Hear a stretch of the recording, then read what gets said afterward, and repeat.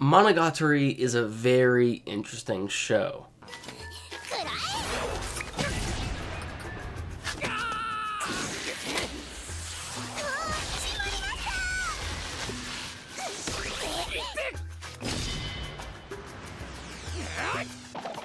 So far, I've been really enjoying its separate arc structure, focusing on certain characters as introductions. As with the introductions, each are able to convey and tell an interesting story and theme that either has a literal or metaphoric meaning. Today, we will be discussing episodes 3, 4, and 5 of the Bakemonogatari series, the Mayoi Mai Mai arc. Let's begin. Oh, I know now, shouting from the rooftops, writing on the skyline. Okay, so I'm not going to lie to you, while this arc was very interesting, it felt incredibly slow-paced, as basically this whole entire arc is just 2 to 3 characters talking. Sometimes about nonsense, and sometimes little details of the plot of the arc itself. The arc felt like it was moving at a very incredibly idle pace, just like a snail.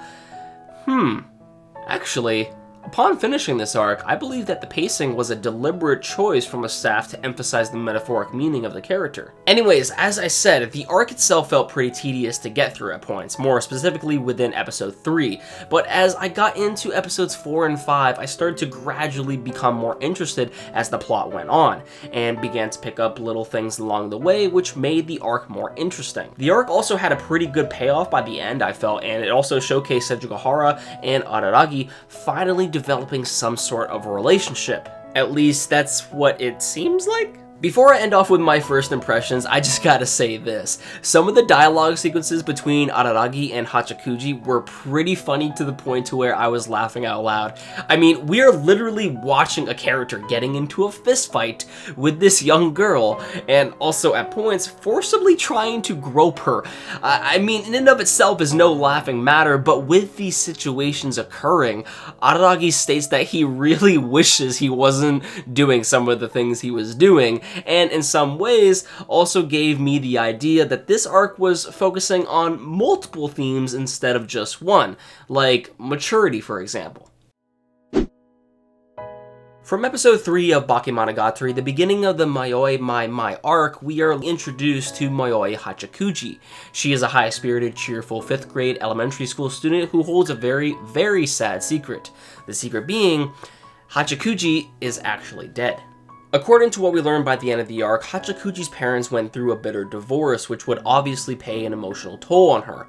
We learned that through the divorce, Hachakuji was put under the custody of her father, but through this, all connection to her mother was broken off to the point to where Hachakuji could no longer remember what her mother looked like. Hachakuji wanted to remember the face of her own mother, so around the time when the next Mother's Day rolled around, Hachakuji traveled to where her mother was said to be located. However, upon her journey, she was hit by an oncoming car, and the light slowly faded from her eyes, only to remain a ghost and to haunt those who do not have the wish to return home, something that we see from Araragi within the beginning of the arc. What's very intriguing about this situation is that Araragi is the only one who is able to see Hachakuji, most likely due to the reason that Araragi holds the only connection to Hachakuji by not wanting to return home, and therefore this causes Hachakuji unable to reach her destination, as she is confronted with the curse of endlessly wandering without ever accomplishing her goal,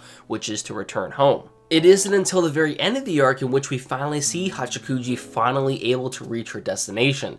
Also, while Mayoi Hachakuji is the focus of this arc also seems to throw in further developments between the interactions amongst Araragi and Senjougahara, a sub-theme that seems to focus on the value of relationships. The dialogue that is exchanged between Araragi and Senjougahara within the beginning of the arc is basically Senjougahara declaring her love for Araragi and trying to get him to confess his feelings toward her, and for the most part, tries to avoid her questioning. When we wrap this all together, we are left with possible multiple themes, but the ones that I found most prominent are trying to find your way in life and the value of relationships.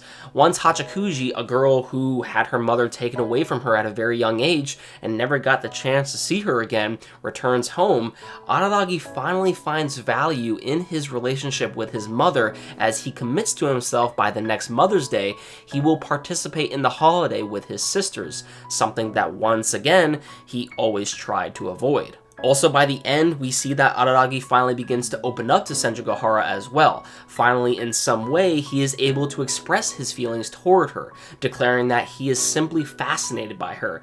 Realizing that this is a start, Senjougahara gives Araragi a slight smile. And with this, the two seem to start a romantic bond together.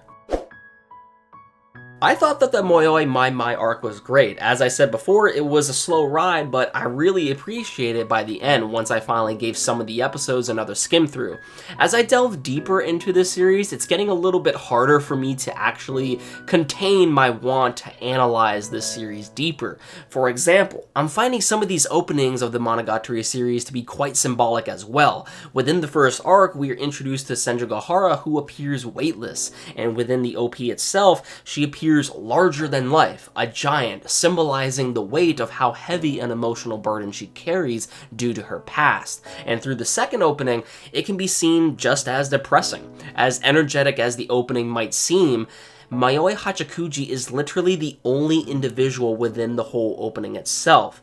She can't be seen by anyone, and therefore, it's almost as if because of this, she lives in her own little world, which, in my opinion, makes this just a little bit more melancholic than the previous. You see, this is what I like about anime, trying to figure out specific meanings of what the show's trying to convey and what message it is also trying to give to the viewer. While some might not seem to care for it, I personally love shows that do this, and I'm only 5 episodes into the series so far, and part of me just wants to breeze through the rest of the series and see what else it has to offer. While on the other hand, I just want to enjoy the ride and try to analyze as much as I can about the show and create videos on it. With that being said, if you would like to see more of these videos, please let me know in the comments. Also, don't forget to like the video if you enjoy, consider subscribing, and share this video around with others who you think would also enjoy these Monogatari videos, as it really all depends on the reception of these videos for me to keep doing them.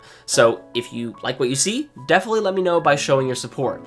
Thank you once again, everyone. Now, with this video finally up, it's time for me to begin the Tsuruga Monkey arc. I'll see you all then.